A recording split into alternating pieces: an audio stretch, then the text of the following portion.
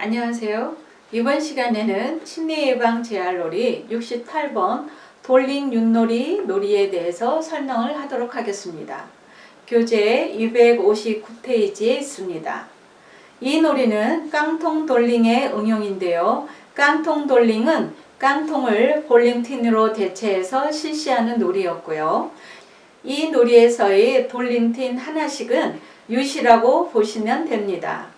다만 실제 윷의 윷은 4개의 윷이 모두 뒤집어지면 윷이고 4개의 윷이 모두 정상적으로 눕게 되면 노인대에 다나요. 이 놀이에서는 4개의 틴이 쓰러지면 윷이 되는 것이고 5개의 볼링틴이 쓰러지면 노가 되는 것만 다른 것입니다.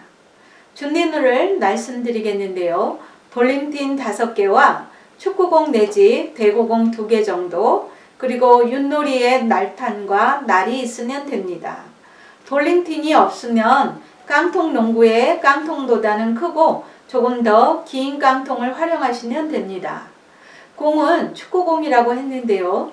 틴의 크기에 따라 축구공을 활용해도 되고 이보다 작은 공을 활용하셔도 됩니다. 이 부분의 결정을 진행자가 한번 임상을 해본 후 결정하시기를 바랍니다. 지도 요령입니다. 2팀 대항 방식으로 한 팀당 팀의 인원은 2명에서 8명까지 가능합니다. 가장 적정한 인원은 4명입니다.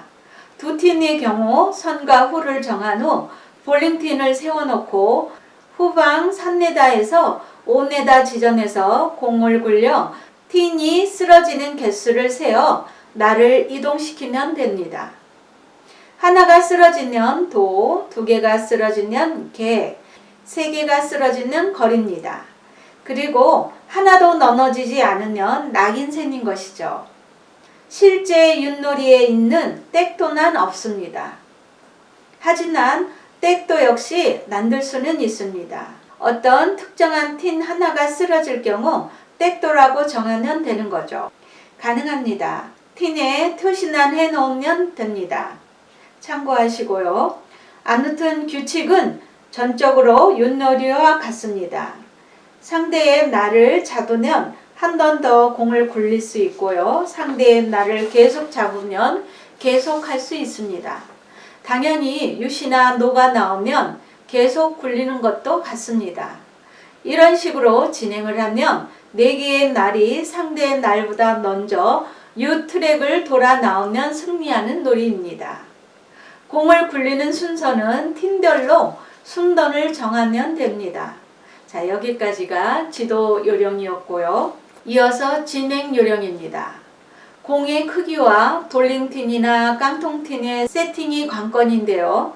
깡통틴일 경우 깡통 안에 곡식이나 콩을 넣어 무게를 줘야 합니다. 그러니까 무게와 약간의 소리를 나게 한다는 것입니다.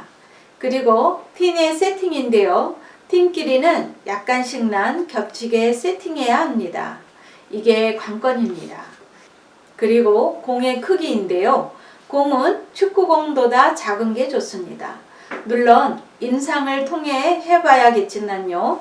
결과적으로 윷이나 노가 너무 많이 나오게 되면 문제가 되기에 이 점을 유의하셔서 준비하셔야 합니다. 실제 볼링핀을 준비하신다면 축구공이나 농구공으로도 가능하겠지요. 틴의 세팅과 관련해서는 약간씩만 겹치게 하는 것이 좋습니다.